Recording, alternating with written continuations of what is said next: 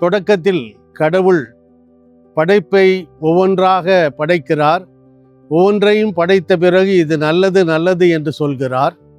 ஆனால் படைப்பின் சிகரமாக மனிதனை படைக்கிற போது மட்டும் அதுவரை ஒரு வார்த்தையாலே உலகத்தை உருவாக்கிய கடவுள் அவர் களிமண்ணை எடுத்து அதை ஒரு மனித உருவம் கொடுத்து அதற்குள்ளே தன் உயிர் மூச்சை உயிர் காற்றை ஊதினார் என்று சொல்லப்படுகிறது. கடவுளுடைய உயிர் மூச்சு மனிதரிலே இருக்கிறது.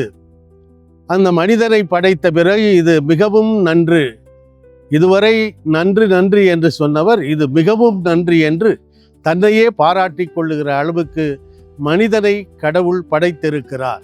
வாழ்க்கை என்பது கடவுள் தந்திருக்கிற மிகப்பெரிய கொடை.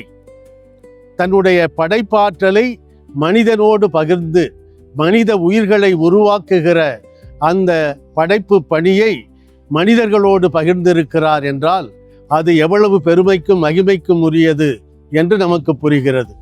எனவே கடவுள் கொடையாக தந்திருக்கிற இந்த உயிரை எடுக்கவோ அதை அழிக்கவோ யாருக்கும் உரிமை இல்லை. ஆணும் பெண்ணும் இணைகிற அந்த நேரம் தொடங்கி உயிர் உருவாகிறது என்பதனை மிக தெளிவாக அழகாக படங்களோடு விளக்கி சொல்லி கொண்டிருக்கிறார்கள்.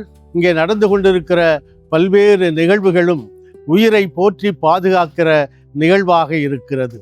இன்றைக்கு இளையோரிடையே வெறும் உடல் இன்பத்திற்காக மட்டுமே அவர்கள் அதை தேடி மட்டுமே செல்வதும், தங்களுடைய சுயநலத்திற்காக தாங்களே உருவாக்கிய ஒரு உயிரை அழிக்கின்ற, சிசுவை கொல்லுகின்ற ஒரு வேதனைக்குரிய, வருத்தத்துக்குரிய, கடவுளுக்கு எதிரான பாவமான இந்த செயலை இன்றைய உலகம் மனச்சாட்சி மழுங்கடித்து கொண்டு அதை நிறைவேற்றி கொண்டிருக்கிறது.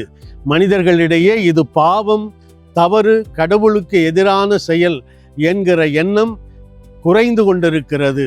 எனவே இளையோர் இதை புரிந்து கொண்டு கடவுள் படைப்பாற்றலை மனிதரோடு பகிர்ந்திருக்கிறார் என்கிற உன்னதத்தை உணர்ந்தவர்களாய் உயிரை போற்றி பாதுகாக்கிற, உயிரை நேசிக்கிற இளைய தலைமுறையாக வளருகிற போது இறைவன் தான் விரும்பிய அந்த மனிதரை படைத்த போது எப்படி மிகவும் நன்றி என்று சொன்னாரோ அதே போல இன்று கடவுள் மீண்டும் இந்த மனித சமுதாயத்திற்கு வந்தால் நான் படைத்த மனிதர்கள் இன்னும் நன்றாக இருக்கிறார்கள் என்கிற மகிழ்ச்சியும் பெருமையும் அவருக்கு தரக்கூடிய வகையிலே இருக்க வேண்டும்.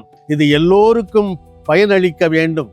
எதிர்வருகிற உலகை இறைவனுக்கு உகந்த ஒரு அவர் விரும்புகிற உலகமாக நாம் மாற்றி அமைக்க வேண்டிய, கட்டமைக்க வேண்டிய கடமையும் பொறுப்பும் எல்லாருக்கும் இருக்கிறது என்பதை உணர்ந்து கொள்வோம். இந்த வாழ்வுக்கான பேரணி நம்மிடையே ஒரு புதிய தொடக்கத்தை, வாழ்வை போற்றி பாதுகாக்கிற ஒரு புதிய எண்ணத்தை நம்மிடையே இது உருவாக்க ஒரு தொடக்கமாக இருக்கட்டும். ரேடியோ வெரிதாஸ் தமிழ் சேனல்ல இருக்க மேலும் பல வீடியோக்களை பார்க்க லைக் பண்ணுங்க, ஷேர் பண்ணுங்க, சப்ஸ்கிரைப் பண்ணுங்க.